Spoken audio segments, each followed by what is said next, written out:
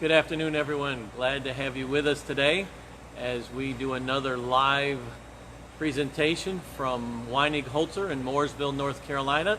I'm here this afternoon with Kevin. Hello again. Kevin is our resident expert on edge banders, and those of you that have been following us over the last several weeks have probably seen Kevin many times live on Facebook, and we are glad to have somebody as accomplished and knowledgeable as Kevin to work with us and show us some of these great things about our edge banders. So previously we had done a couple presentations on the NAR glue system, changing from PUR glue to regular EVA glue, and we did them on some of our larger machines. So what we want to do today is we want to take one of our smaller, mid-size, entry-level family of machines, our 1308XL Origa edge bander, and we're going to show you that that machine, while it's smaller in size, smaller in capacity, really has a lot of some of the same features as the large high production machines that we have. So Kevin's going to we're going to kind of move back here a little bit in front of the edge bander, talk about some of the features, some of the units, some of the stations, and let Kevin explain them to us. So let's move back here a few feet and take a look. And if you have any questions and comments during the video, please give us a message on the message board, and we'll answer everything we can. Great. So now is a good time. We have a lot of knowledge here in front of the camera, so if you have a question, I'm quite sure somebody here will be able to answer that for you. So just to get started with here this afternoon, we'll let Kevin take a few minutes and talk about the controller that we use on our edge banders. This controller is really the same on every machine. Is that correct, Kevin? Yeah, that's right. That's right. We brought the technology down from the larger machines to this platform. This is the smallest platform. We have the full-size controller on this platform. Yeah. Great.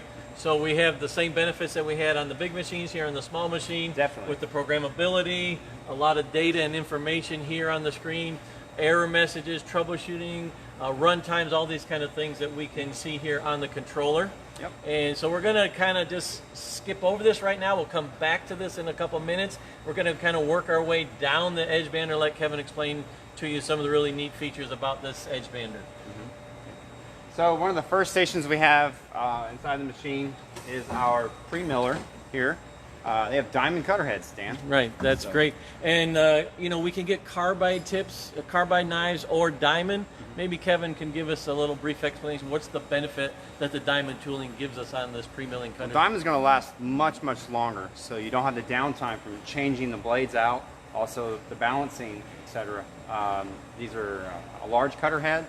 Need to be very well balanced, and so diamond cutter head will be assured that we're getting that good.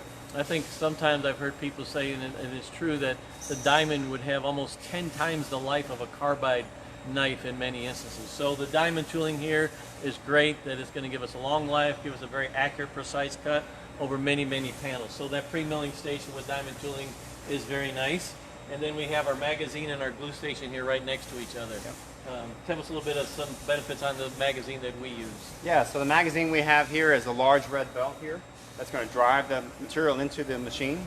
Whether we're running strips here, wood strips, laminates, or the tape.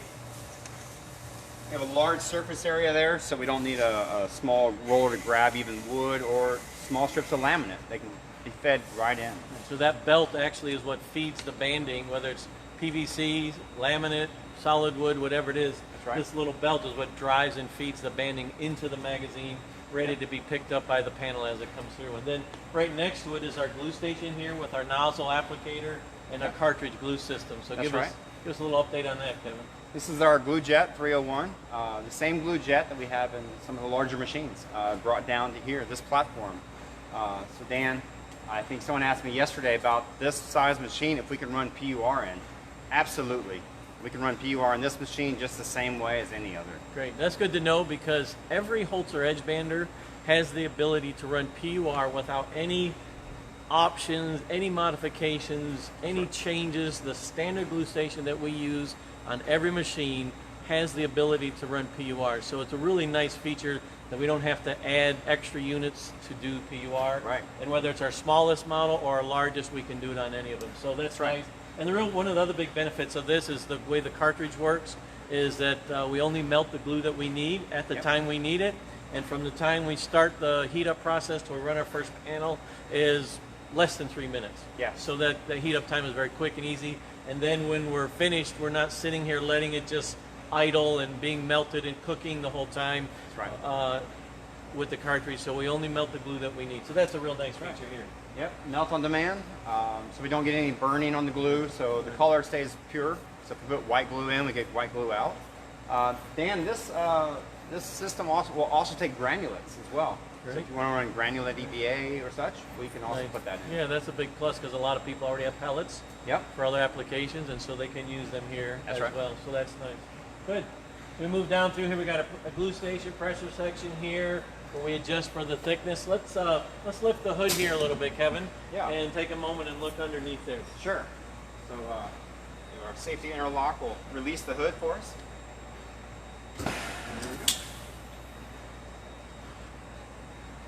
So we can see we have the end trimmers first, double end trimmer. So 2 motors, one for front, one for back. The beveling can be done from the control panel. So we can bevel them or cut straight. So the nice thing about the way this machine works with the controller, with the ability to write programs, is that once you have established and built your program in the controller and you save it, then it's just a matter of pressing the button, loading the program.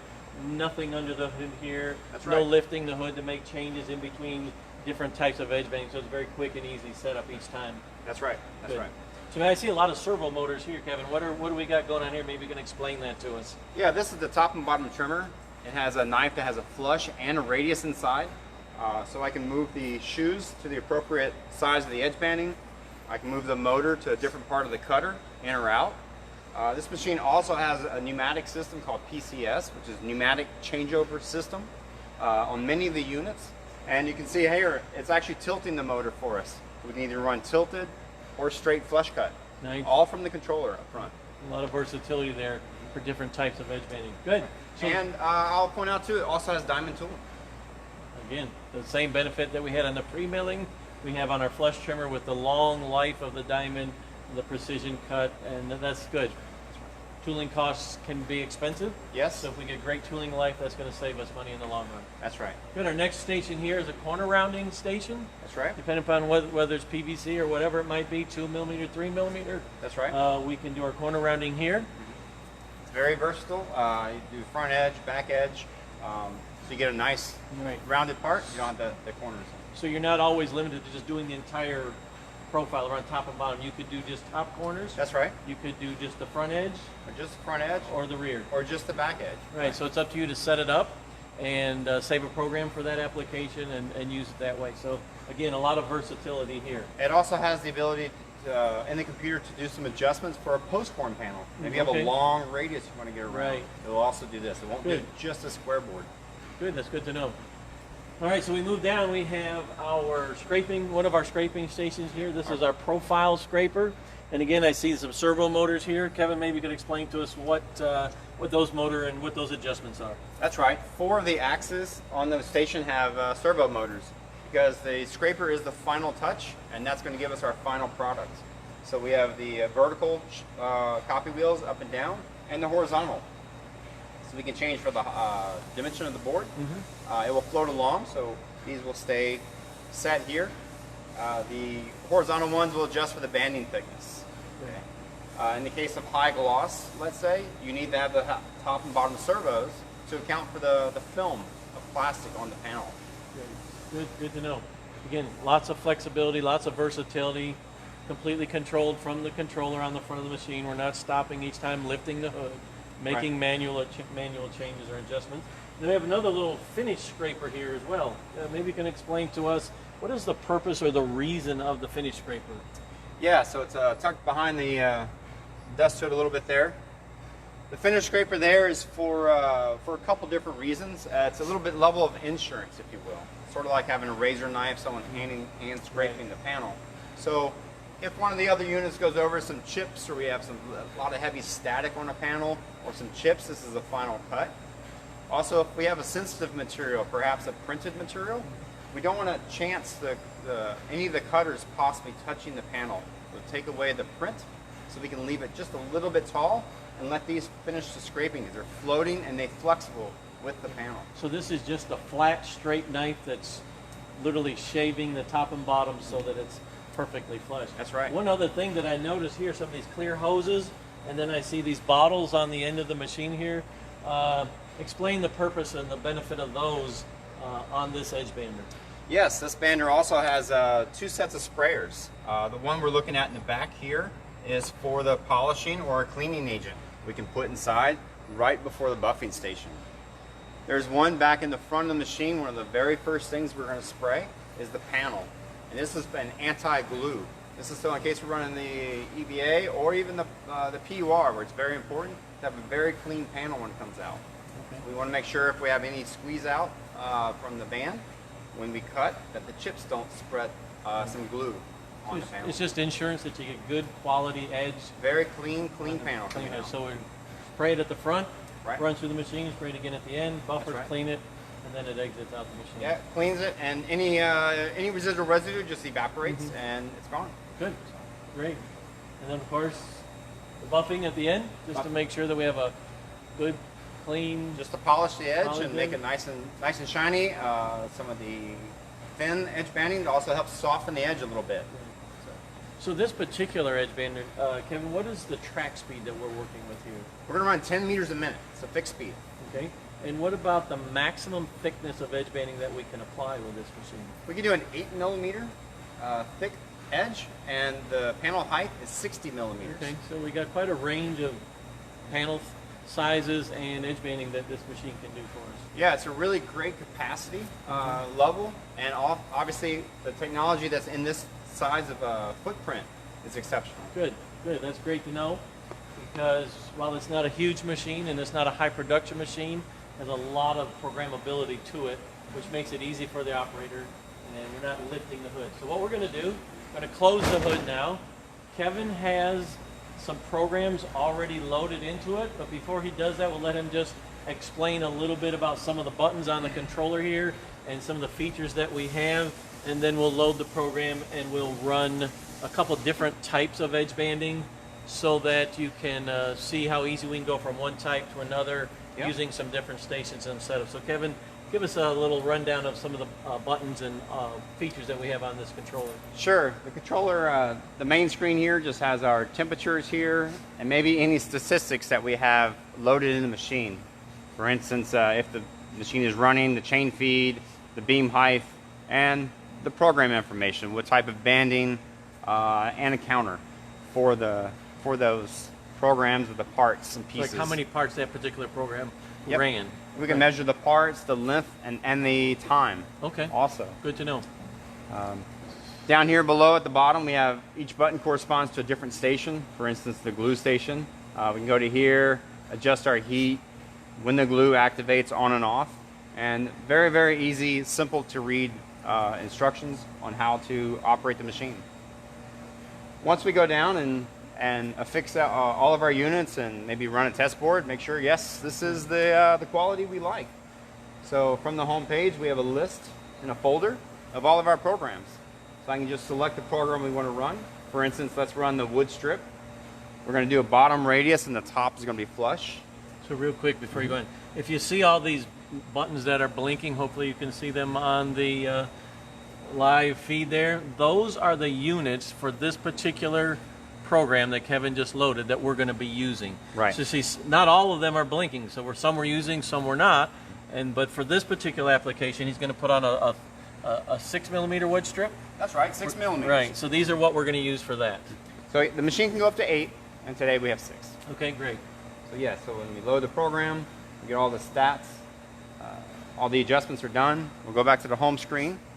So when I press the go button, the machine will change over and we'll be ready to run. All right. So I'll load the wood strip. In the magazine here,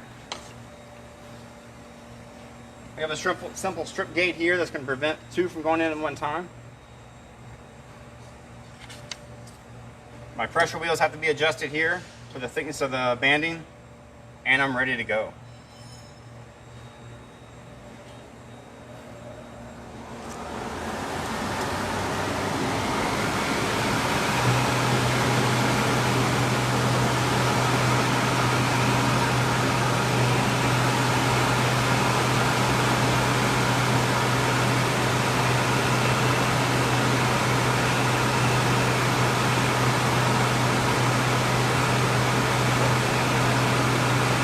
off the tip.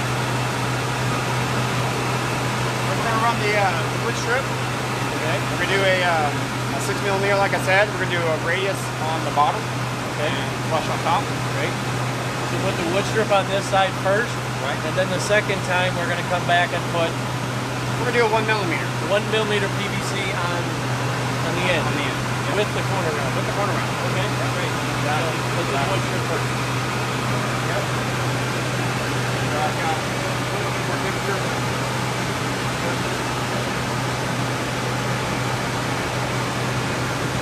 Just a reminder. Again, if you have questions or comments, please put them on the screen. We can read them while we're here waiting. When the blue gets up to temperature, the green light comes on. That's how we know it's ready to go. And I'll step out of the way here.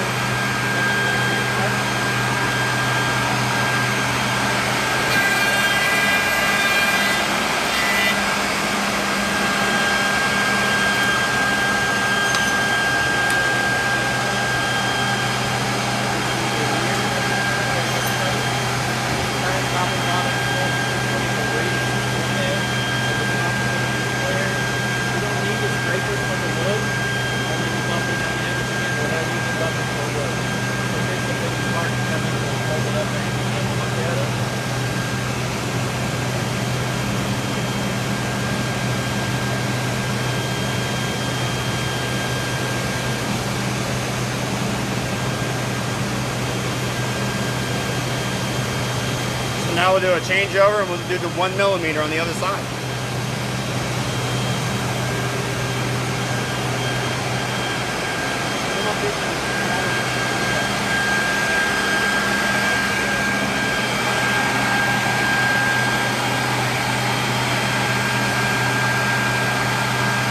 Kevin keeps the 1mm banding into the magazine, and he's going to change the program here. He selected the program that he had already written for the tape, load the program, the units will change, and then he's ready to go. Pulls the tape in, he's ready to go, feed the next part.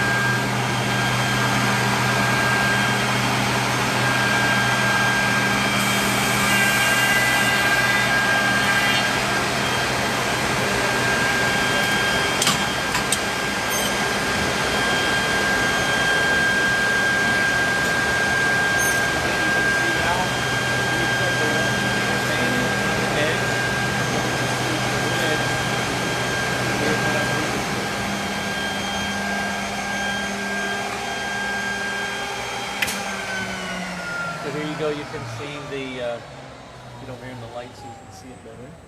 Right there is here's the banding with, you can see the corner rounding right here, and how it matched up with the top. And again, we did that real quick, we didn't have to do any changes or anything. Yep. All right. So again, if you guys have any questions and comments, please put them on the page. We'll do everything we can to monitor and answer everything we can. Okay, first question. Sure. What is the Black Edition? Yeah, so the question was, what is the Black Edition about?